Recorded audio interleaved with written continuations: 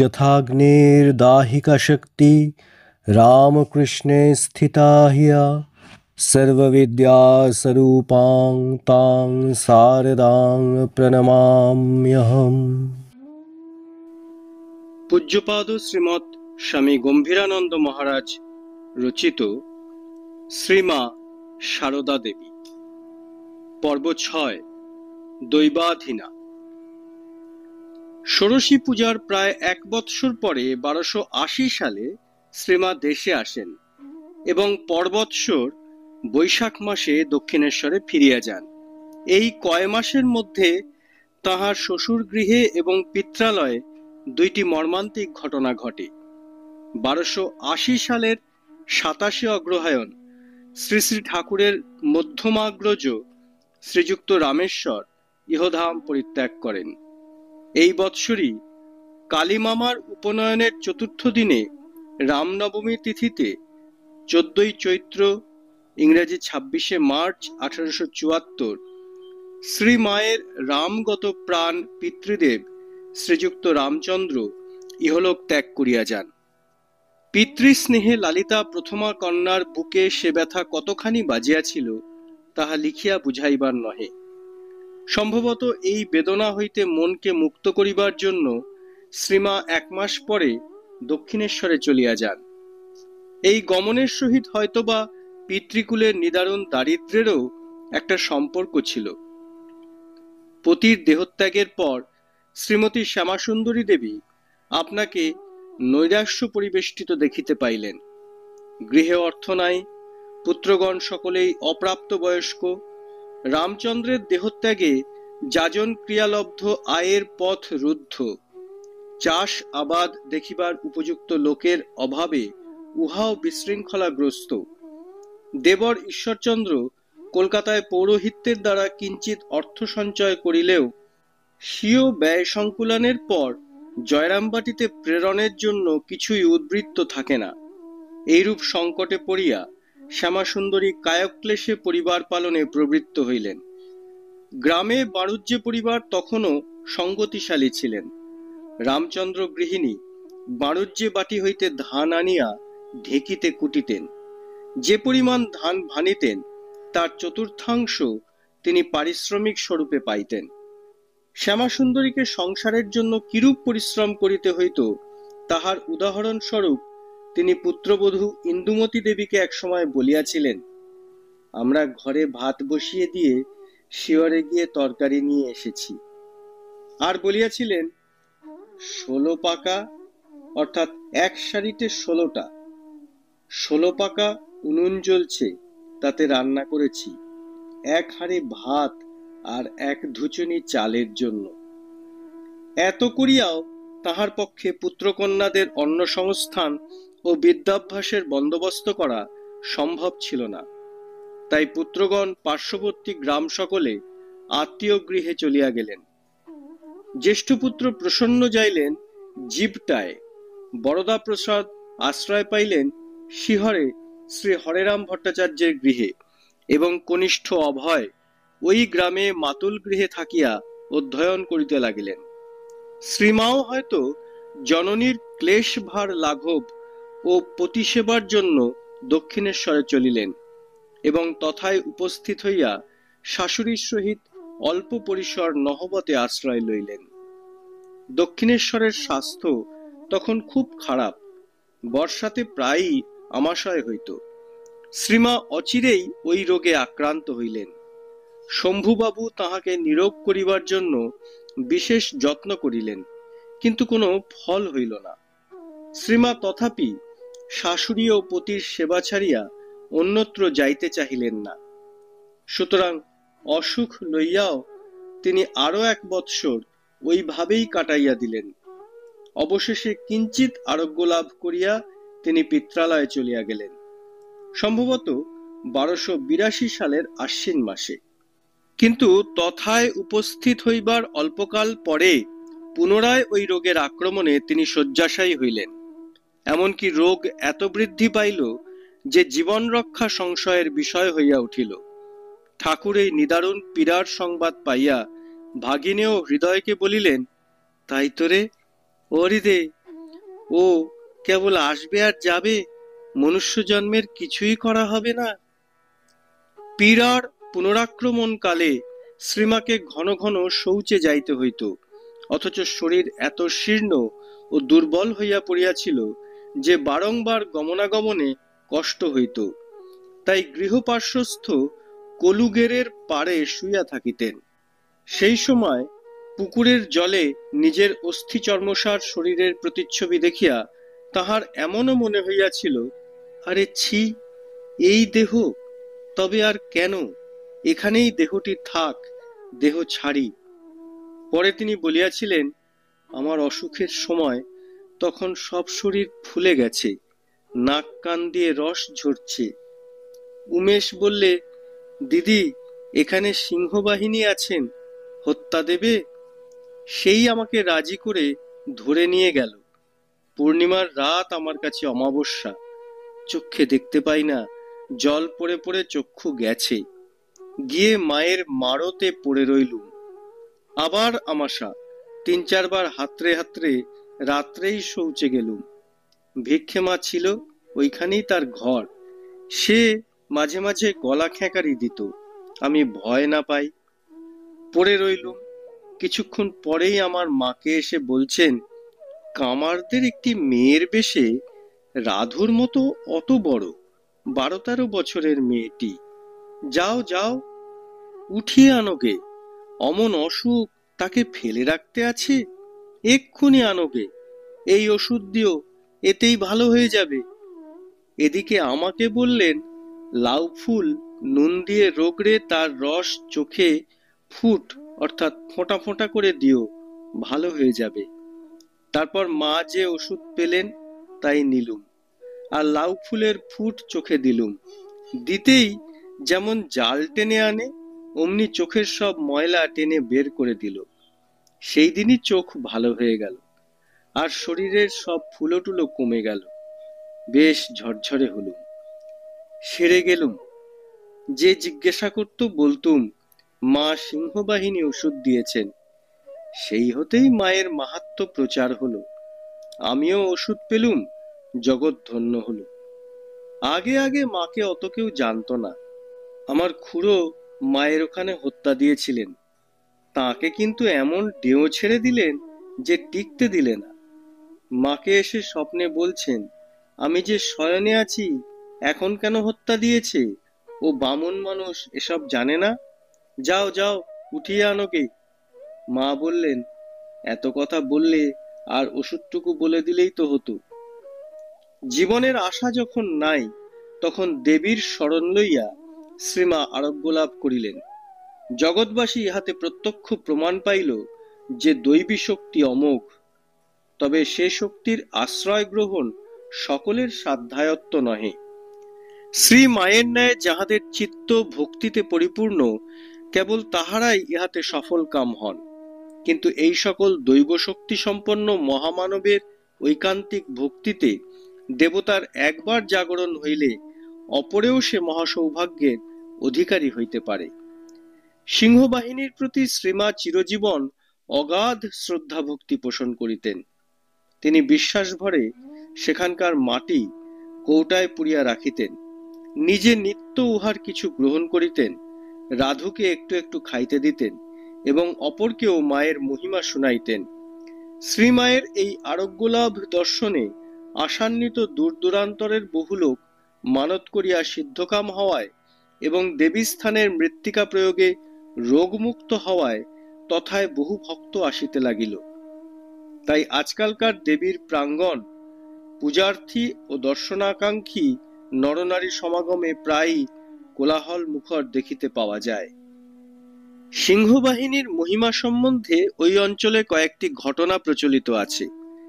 এক, শ্রীমায়ের বাড়ির রাখালকে শাঁখামুটি সাপে তর্জনীতে কামড়াইলে শ্রীমা পরামর্শ দিলেন যে ছেলেটিকে সিংহবাহিনীর মারতে লইয়া গিয়া স্নান জল খাওয়ানো হোক এবং অঙ্গুলিতে মাটির প্রলেপ দেওয়া হোক, উহাতেই সে বিষমুক্ত হয়। 2, মাঠের আলপথে যাইবার সময় শ্রীমায়ের ভ্রাতুষ্পুত্র ভূদেব বিষধর সাপের দংশনে সংজ্ঞাহীন হইয়া পড়িয়া যায়।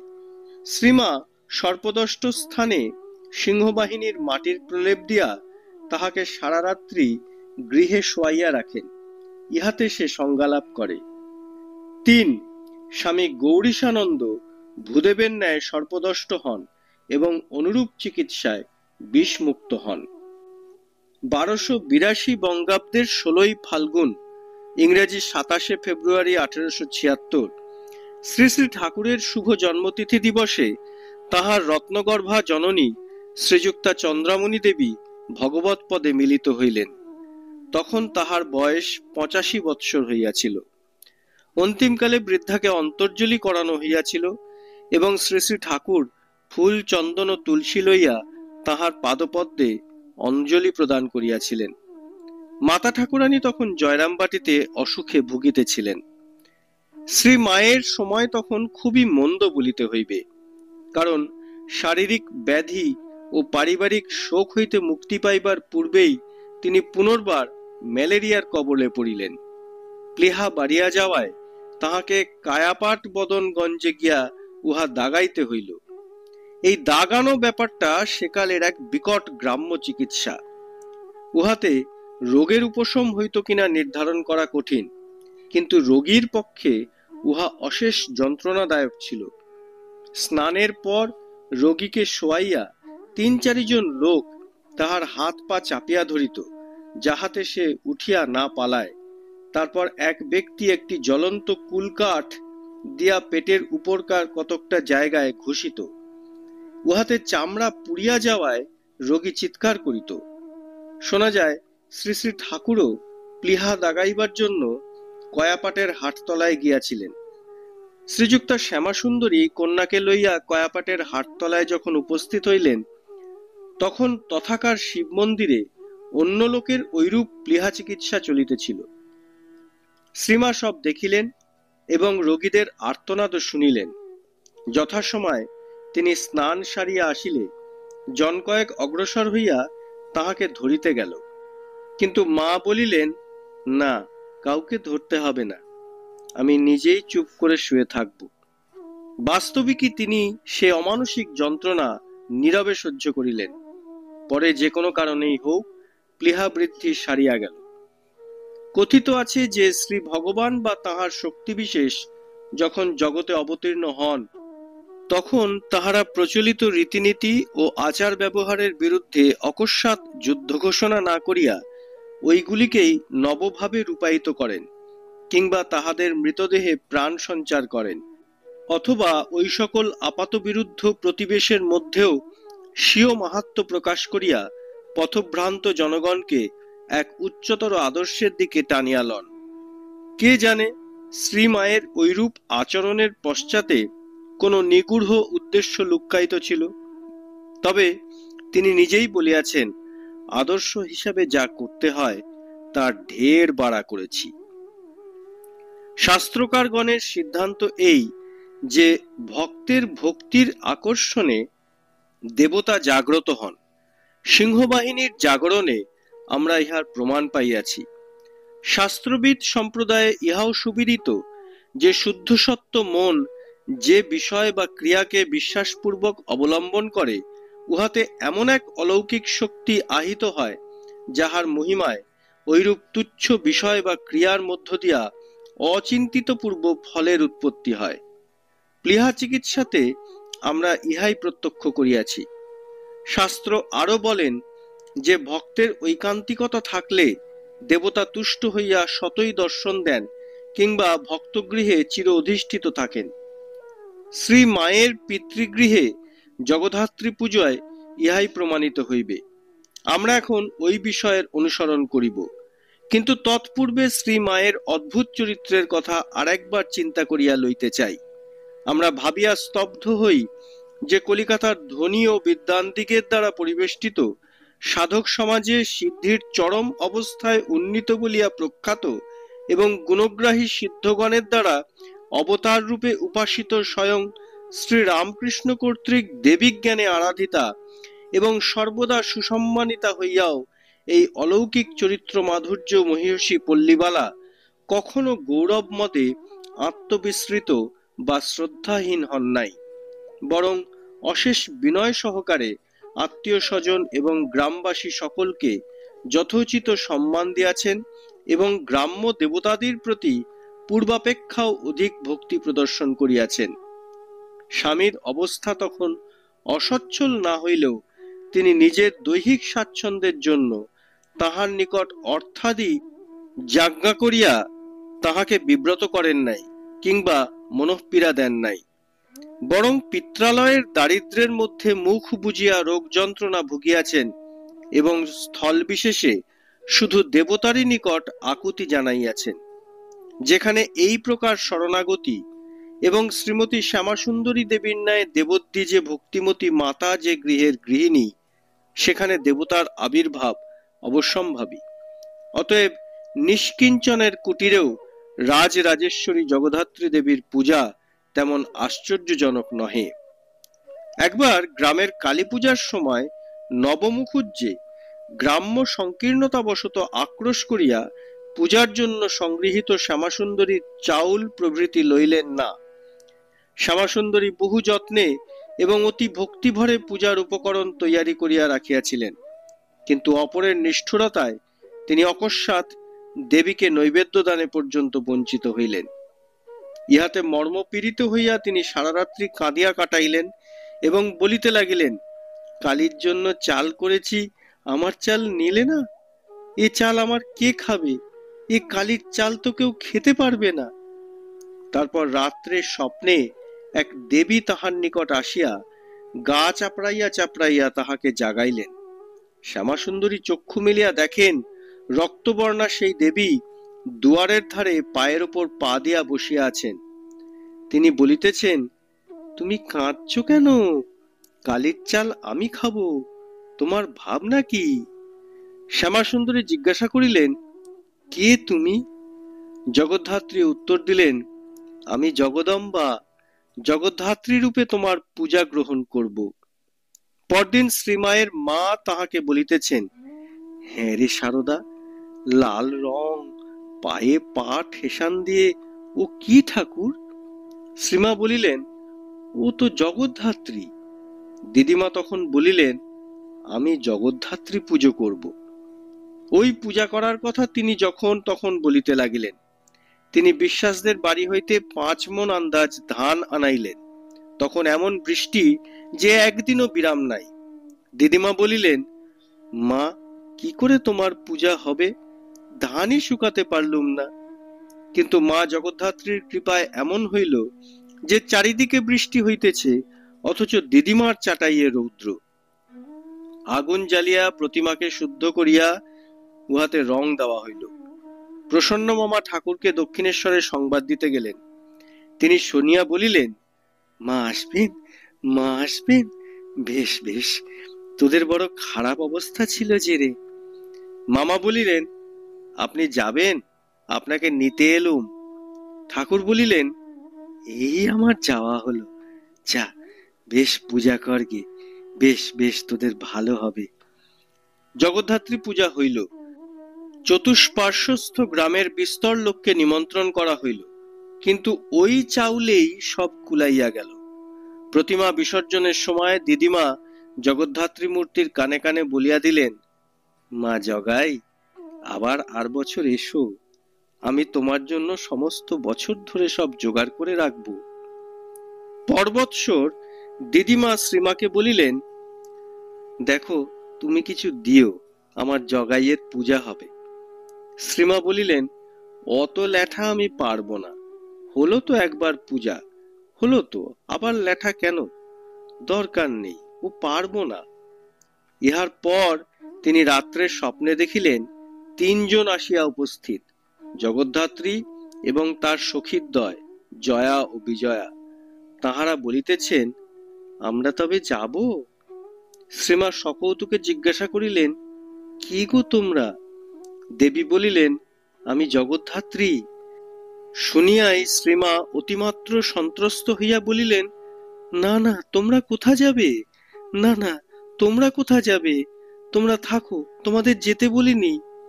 তখন হইতে বরাবর জগদ্ধাত্রী পূজা চলিতে থাকে। শ্রী শ্রী মাতা ঠাকুরানীর পিতৃগৃহে তখন বেশি লোকজন ছিল না। তাই পূজার সময় বাসন মাজিতে ও অন্যান্য কাজ করিতে প্রতিবারই তাহাকে জয়রামবাটিতে আসিতে হইত। প্রথম বৎসর বিসর্জনের দিন বৃহস্পতিবার ছিল বলিয়া শ্রীমা আপত্তি তুলিয়াছিলেন, লক্ষ্মীবারে মাকে বিদায় দেওয়া চলে না।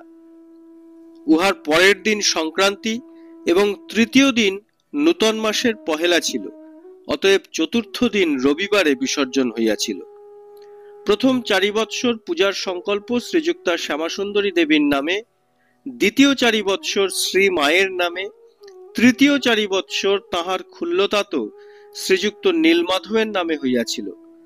12 বৎসর পূজার পরে শ্রীমা আর পূজা করিবার প্রয়োজন বোধ করেন নাই, কারণ সকলেরই নামে পূজা হইয়া গিয়াছে।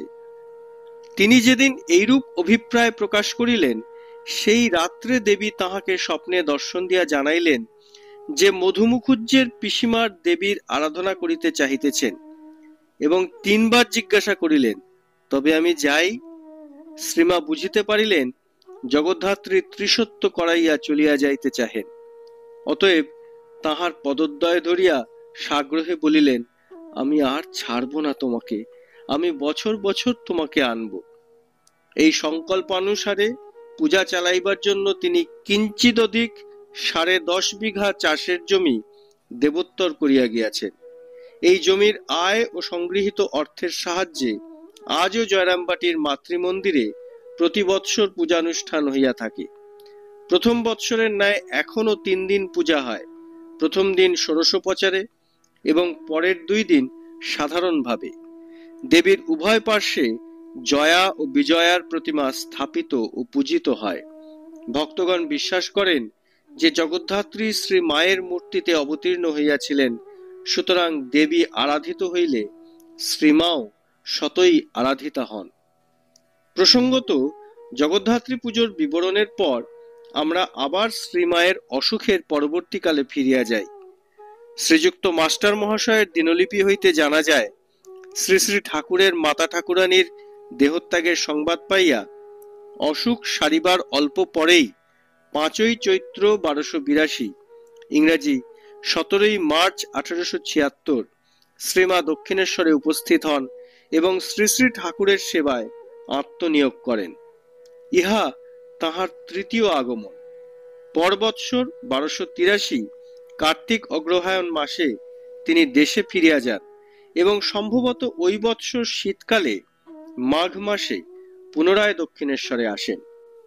ইহা তাহার চতুর্থ আগমন। জননীং শারদাং দেবীং রামকৃষ্ণং জগদ্গুরুং পাদপদ্মে তয়োঃ শ্রিত্বা প্রণমামি